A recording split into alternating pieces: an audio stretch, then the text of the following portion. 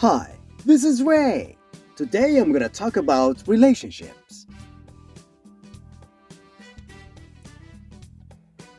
You know what's wild about relationships? Nobody ever explains the rules. You just get emotionally drafted into a game where the rules change mid-match. And somehow you're always wrong. Dating is basically two people slowly realizing they're both deeply weird, but deciding whose weirdness is more manageable. That's the real compatibility test, not zodiac signs, not love languages. It's like, can I live with this specific brand of nonsense until I die? Because everybody lies on the first date. Everyone. We show the highlight reel version of ourselves. You're like, oh, I love hiking, I read a lot, I'm very chill. No, you don't. You climb the hill once. You skim headlines. And you cry when your food delivery is late. The first 3 months of a relationship is basically two public relations teams negotiating on behalf of a deeply unstable organizations. At first, everything is polite. Good morning. Good night. 5 months in, why did you eat the last piece of bread and put the empty bag back in the fridge like a psycho? That's when you know it's real.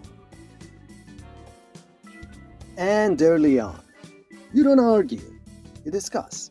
6 months later, you're in a full courtroom drama. There's evidence. There's a surprise witness, your friend, the friend you told everything to. And texting.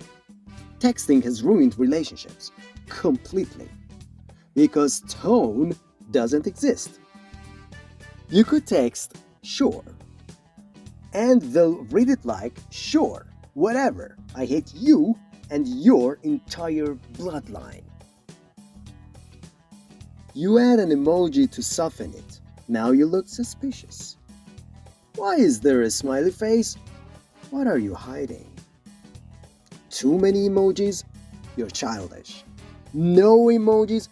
You're cold and distant. Everything is either too much or not enough. And let's talk about we need to talk. That sentence alone can end civilizations. Nobody has ever said we need to talk and followed it up with I bought you cake. Never. It's always we need to talk about what you did 3 years ago at your cousin's wedding. You'll be at work like, we need to talk. You're like, about what? Later. Later? You just ruined the next 8 hours of my life. You're not working, you're time traveling through every mistake you've ever made like a Marvel movie. And when the talk finally happens, it always starts with, I just feel like... So, facts are officially cancelled.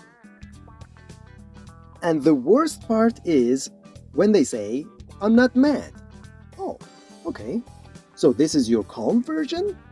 Because if this is calm, I don't want to meet angry. Angry sounds like an Avengers level threat.